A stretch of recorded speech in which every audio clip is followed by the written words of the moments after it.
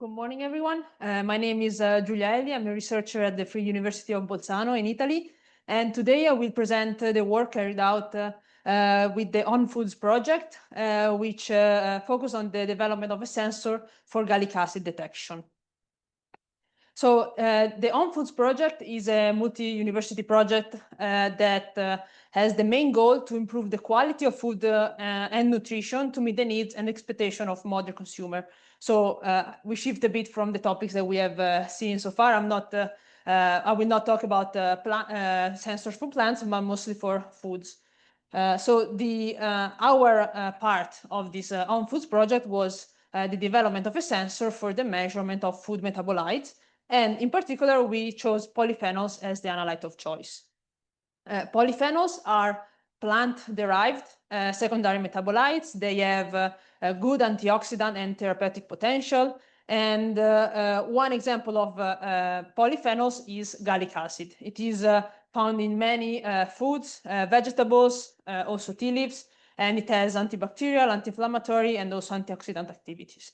Its concentration varies between each food sources, and for example, the highest concentration can be found in mango fruit, and it is mango fruit, and also for example grapes or blackberries and so on.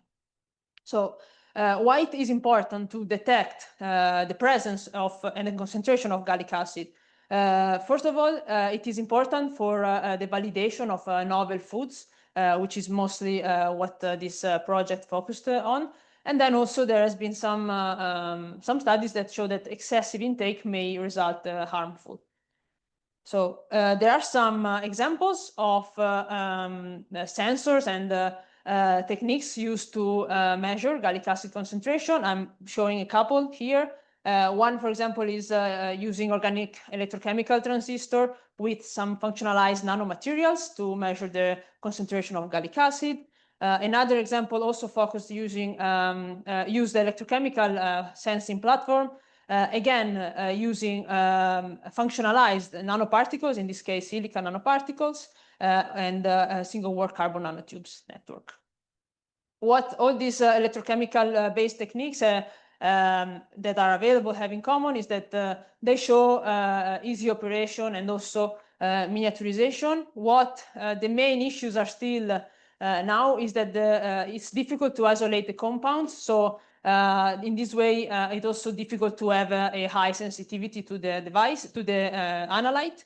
And also portability is not always achieved, but it is very important for the applications. So to develop a biosensor that is easy to use, cost-effective, portable, and also flexible could be a step forward in this application.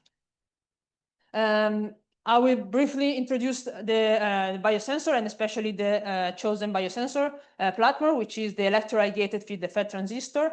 As we can see here on the right, this is composed of 3 electrodes called gate, drain, and source electrodes. The drain and source electrodes are connected with a semiconducting channel.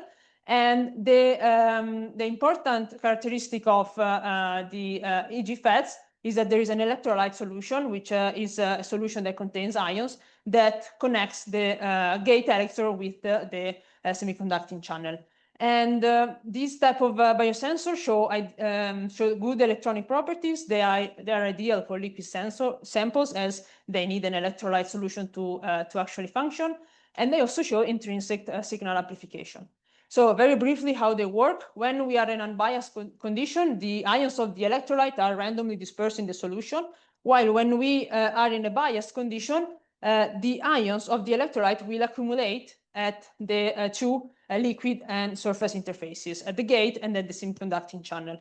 The distance at which they accumulate is defined as the Debye length, and this Debye length is affected by the type of electrolyte that is chosen.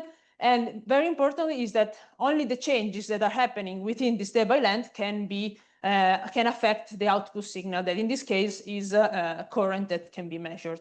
Any interaction that happens outside of the Debye length is screened and cannot be thus measured. For this reason, what I just said, the liquid surface interfaces are highly important, and they will come. I will come back on this in the following slides. To obtain a selective and sensitive biosensor, we need often a biorecognition element, which is a molecule that can can bind specifically to one target analyte. These could be enzymes, antibodies, peptides, or aptamers. And in the study, we selected one enzyme as a biorecognition element, which was horseradish peroxidase, which is shown in literature to be is able to bind and have enzymatic reaction with many polyphenols, including gallic acid. This is a schematic of the device. It was fabricated on Kapton, which is a flexible substrate. The deposition of the electrode was done through photolithography and thermal evaporation. Then spray coating of the carbon nanotubes was done on top of the interdigitated contacts. A drop casting of a lipophilic membrane was done on top of the carbon nanotubes to cover them and stabilize them, because they can react with air and they are a bit unstable. And following this, after a cleaning of the gate electrode, the chosen enzyme, so the biorecognition element, was drop casted on top of the gate electrode. So we exploited this surface, the gate surface, for possible recognition for the gallic acid. So the first thing that had to be done was investigate the appropriate absorption, and this was done through cyclivoltammetry and electrochemical impedance spectroscopy, as they are two very well-known techniques that are used to investigate electrical properties of surfaces and interfaces. So this is what I'm showing here. We have we perform cyclivoltammetry on the gate electrode. In black is only gold, and then in red it's after the enzyme was added. And as we can see, there was a decrease in the current intensity and also a shift in both in the oxidation and the reduction peaks. This is due to a blockage of the surface when the enzyme is present. This was further confirmed through impedance spectroscopy, as I'm showing here the Bode plot. So in blue, we have the impedance values, and then in red, the phase angle values. And again, we compare the bare gate with the functionalized electrode. And as we can see, there is a change in the phase angle and also a change in the impedance. And usually in impedance spectroscopy, a random circuit is used because it can associate specific features of the impedance spectrum with some physical-chemical processes. And as we can see here, once the surface is functionalized, we have an increase in the charge transfer resistance and also a change in the mid frequencies of in the spectra, so that is related to the constant phase element.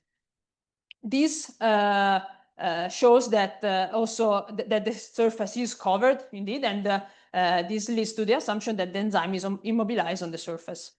To further use this immobilized enzyme as biorecognition element, we wanted to investigate whether it was indeed able to interact with the analyte of choice, so the gallic acid. And this is what I will show here with the Nyquist plot.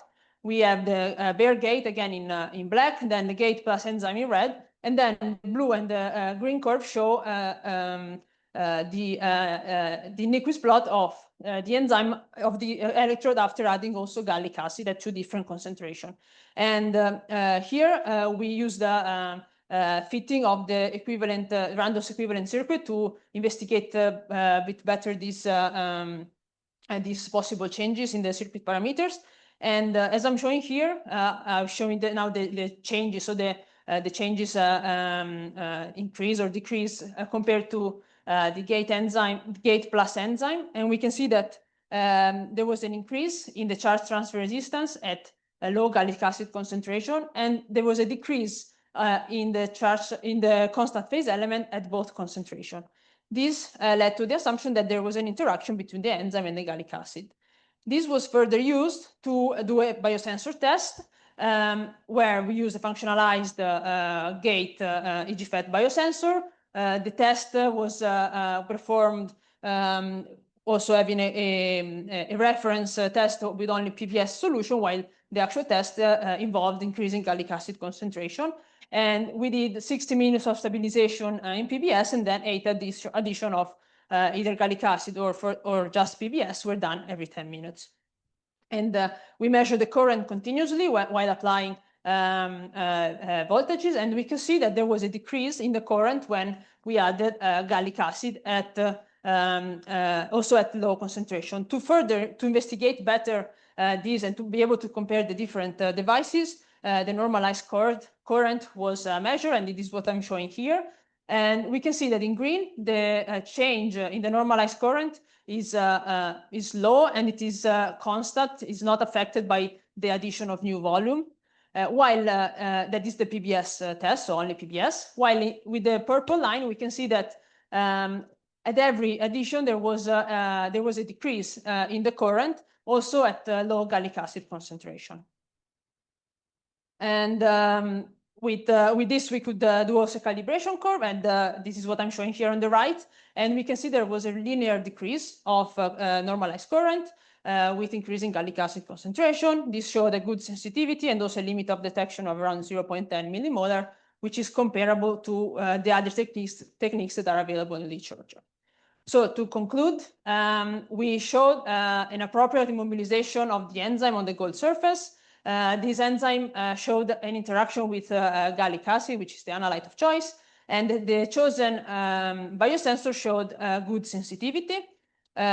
What still has to be done is to investigate a bit further the stability of the enzyme, and especially when it's functionalized, the interaction of the enzyme with other polyphenols, optimize also the biosensor test, especially in time-wise and also concentration-wise, and then investigate the selectivity. This is needed, or all of these are needed to then move forward to the final application, which is use real food matrices as analyte, as a solution. So with this, I conclude, and thank you all for your attention.